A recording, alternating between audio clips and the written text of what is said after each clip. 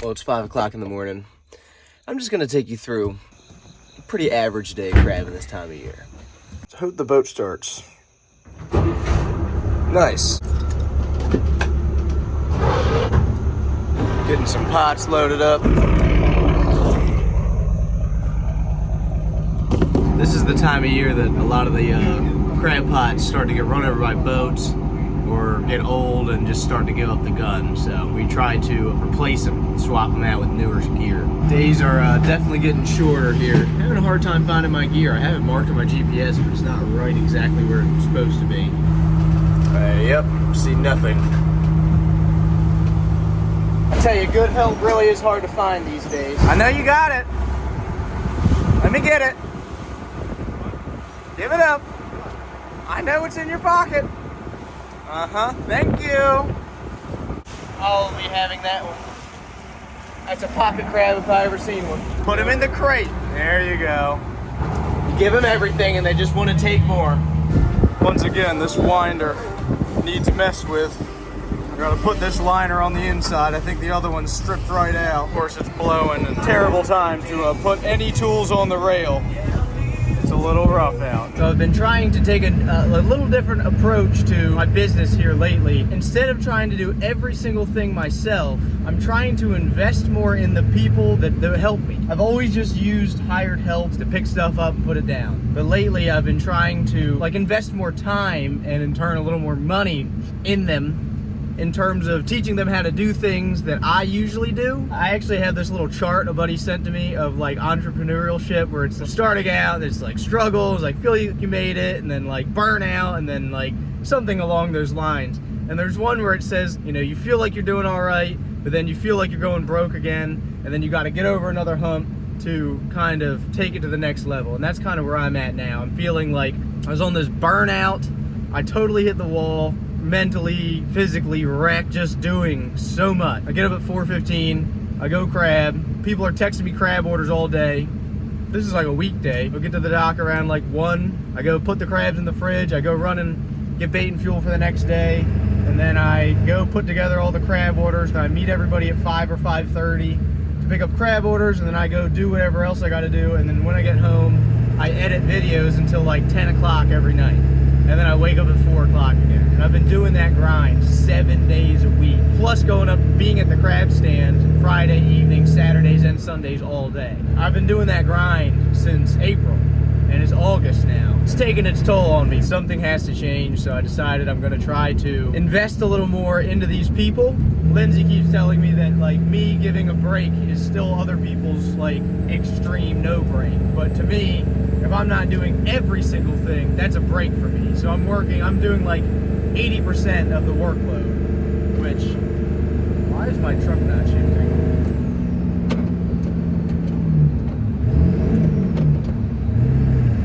There we go. This truck, man, it's always maybe today I'll break. But anyway, I'm spending a lot more money and it's getting harder and harder to sell crabs, and I'm having to sell them for less and less. I guess I just have to look at it I'm glad that I made the money early. If you haven't made your money before kids go back to school, you're hard up. It's been going pretty well.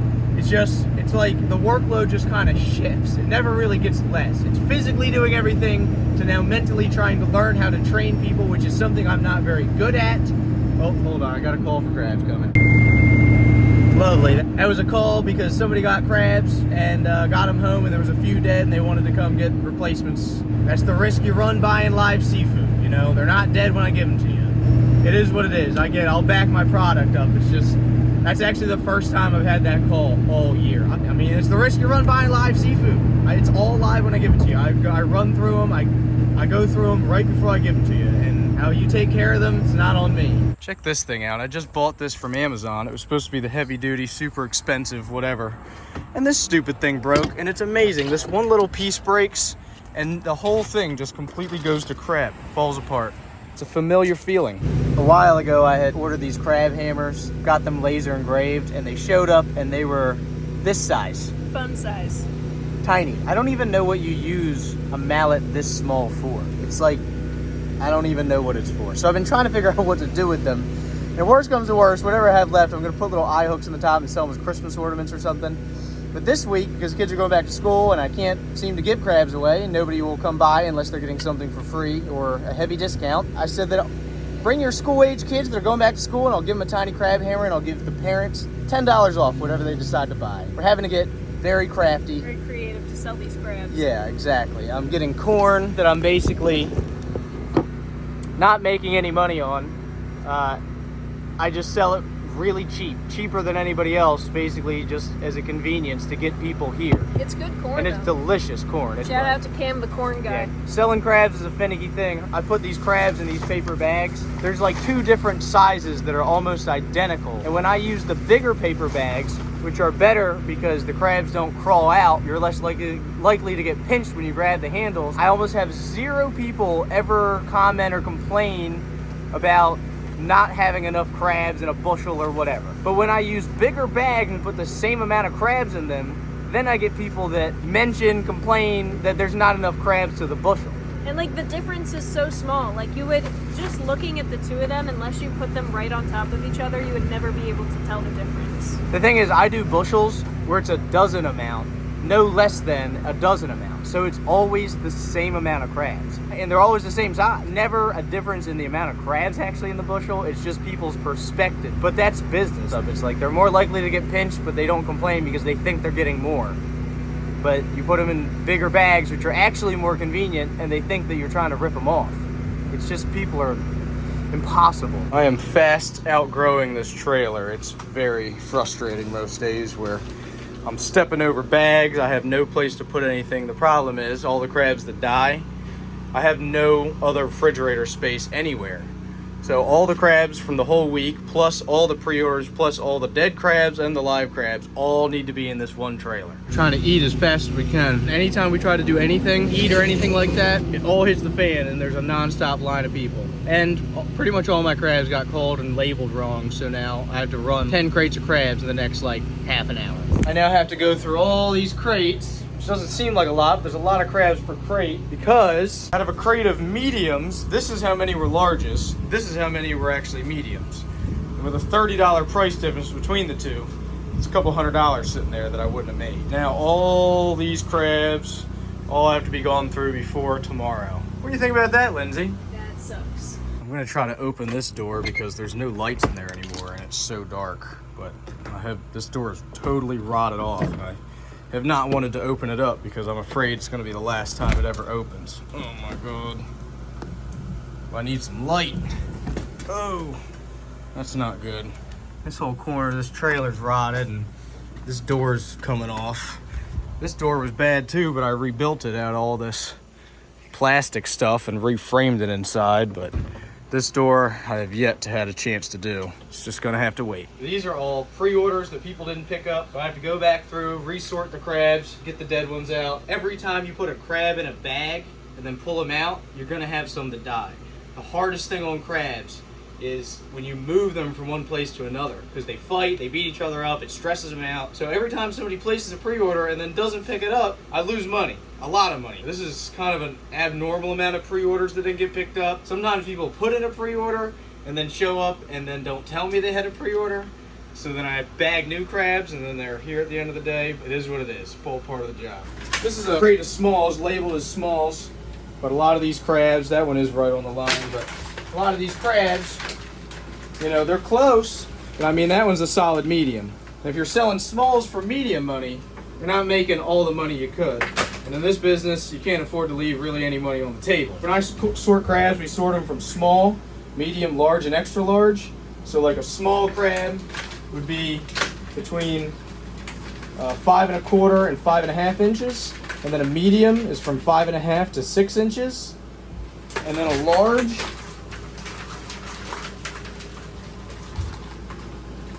is 6 to 6 1/2 inches. And then an extra large is over 6 1/2 inches and over. When you buy crabs at the stand, that's how we sort them. And it's tough for the guys to sort them that fast on the boat, especially when we get a lot of crabs. I know people might be thinking I'm crazy for trying to get those extra couple bucks out of there, but that'll be a couple $100 a weekend, you know, if you let that stuff slide. And the margins in crabbing are tight. If you want to make money enough to go again the next day and advance your business, buy the next piece of your puzzle to grow your business, you got to do the things other people aren't doing. Well, it's 8 o'clock now. I don't know why Lindsay hasn't left me for somebody that has an easier job, but God bless her, she's still here. Going back, drop the trailer off, get up and do it all again tomorrow. It's Sunday. This is the last day to sell all the crabs. I got quite a few pre-orders. We're running a little late. I didn't have really any pre-orders, and then they all flooded at one time, as it typically happens. See if I can pull this off. Always in panic mode. It's not a great place to live, but I own property here. Raccoons got into my garbage again. I text Lindsay the list of pre-orders, and she writes them all down on bags. I put together as many crabs as possible, and then we drive up there and set up. There's always usually people waiting. So we do this first so that I make sure I can fulfill all the pre-orders before we go up there. I don't want to tell somebody I'm gonna have crabs and I don't have them. Always try to make sure I take care of the people that put in the effort to put in the pre-order, because I appreciate that. That's actually not really very many, but that's quite a few bushels of crabs we're running 25 minutes. Marcus here came to me with a proposition that if he can solve this Rubik's Cube in under, what, 35 seconds? Yeah. He gets a free hat. I like his style though. He said initially 15% off. The fact that he came to me with this proposition gives me a hunch that he might know how to do this already. But I'm gonna mix it up, and if he can do it in under 35 seconds, I'm gonna give him a free hat. You're already getting 10 bucks off. You're going back to school, right? Yeah. All right, perfect. We're running that sale this weekend. Somebody got a timer? I have no idea how to do one of these at all. It would take me 35 minutes and I still probably wouldn't have it done. I used to peel the stickers off and try to re-stick them. I just cheated. Are you ready? Just start now.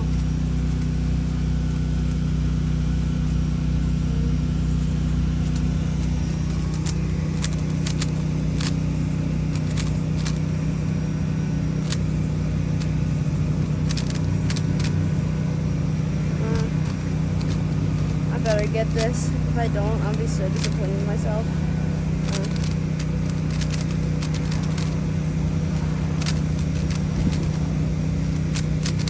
Done. What do we have? 29. Wow. 29 seconds. That is impressive. Here, you won the hat. I'll tell you what, if you can do it one more time, I'll give your parents another 20 bucks off. How's that? Yeah. All right. It's funny, we were just talking about it. When it comes to customers calling or texting, I swear they just want whatever I don't have. They'll go down the list and ask me what I have, or if I can, like, oh, can you get a bushel large, or a bushel, or males or females or whatever, and then they'll just ask me until I come up with something that I can't do, and then they're like, okay, thanks. It's the most bizarre thing. I'm telling you, people are weird. Look what this guy just brought us. Coal sticks. These are the ones I use on the boat. That's awesome. Thank you so much. Where would people get these if they want to get them?